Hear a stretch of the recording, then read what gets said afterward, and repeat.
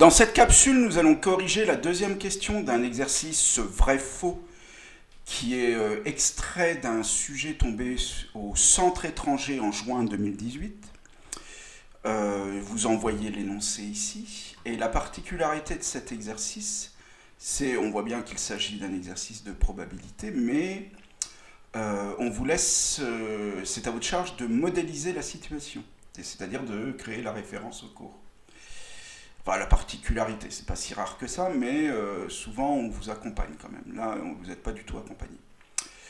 Donc, il s'agit de forces de l'ordre qui ont réalisé près de 10 millions de dépistages d'alcoolémie en 2016 en France auprès des automobilistes. Et en fait, on nous signale que 3,1% de ces dépistages étaient positifs. Ce sont, selon toute vraisemblance, de vraies données, puisqu'on cite les sources. Ensuite, on se focalise sur une certaine région. Le 15 juin 2016, une brigade de gendarmerie a effectué un dépistage sur 200 automobilistes. Et on vous demande, est-ce que la probabilité que sur les 200 dépistages, il y ait eu strictement plus... la probabilité que sur ces 200 dépistages, il y ait eu strictement plus de 5 dépistages positifs, est-ce qu'elle est égale à 0,59? Vrai ou faux? Alors on va réaliser une première étape de modélisation. Et puisque pour pouvoir calculer cette probabilité, il faut bien que j'utilise quelque chose qui est issu du cours. Et donc on va constater que dans le cadre général, c'est-à-dire sur la totalité des automobilistes,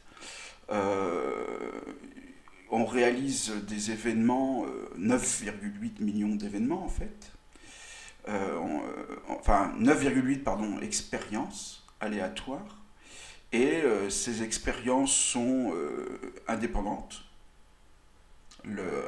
On va supposer qu'elles sont indépendantes, parce que ce n'est dans la réalité pas totalement. Si un ami a un taux d'alcoolémie supérieur à 2, ça peut avoir une influence sur son ami.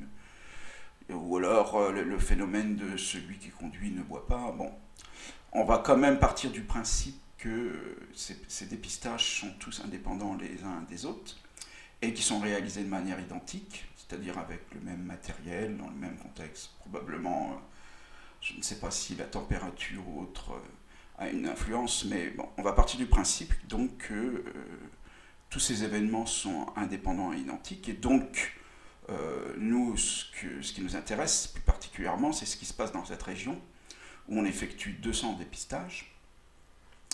Ce qui s'est effectué au niveau national, ça va juste me permettre de déterminer certaines probabilités dont j'aurai besoin.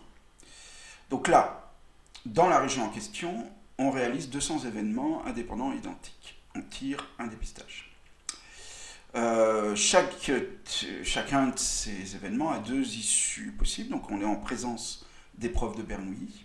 La probabilité, alors c'est là où on sert du cas national, la probabilité d'un succès, c'est-à-dire que le dépistage soit des positifs, c'est que le taux d'alcoolémie est trop fort, est de 0,031 d'après l'énoncé, puisque 3,1% des dépistages étaient positifs. Et la probabilité d'un échec, donc c'est 1 moins ce nombre. Donc on réalise 200 fois 200 événements, 200 épreuves de Bernoulli. Donc la variable aléatoire qui est égale au nombre de succès au cours de ces 200 épreuves suit une loi binomiale. Les 200 épreuves de Bernoulli sont un schéma de Bernoulli. Donc il suffit de déterminer les paramètres maintenant pour pouvoir effectuer des calculs de probabilité. Bien, j'ai besoin de deux paramètres.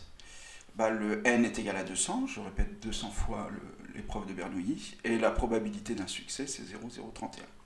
Il ne me reste plus qu'à utiliser la calculatrice pour pouvoir déterminer la probabilité. Alors on veut qu'il y ait plus de 5 dépistages positifs strictement plus de 5 dépistages positifs, donc c'est cette probabilité que je recherche.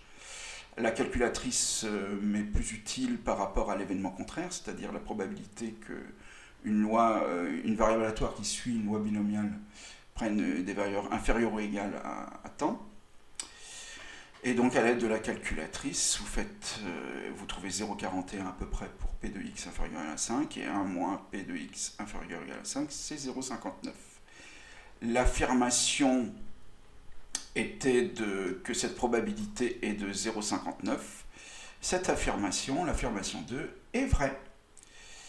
Et bien ceci achève la correction de la deuxième question, de ce vrai-faux. Je vous remercie de l'avoir suivi, je vous dis à bientôt.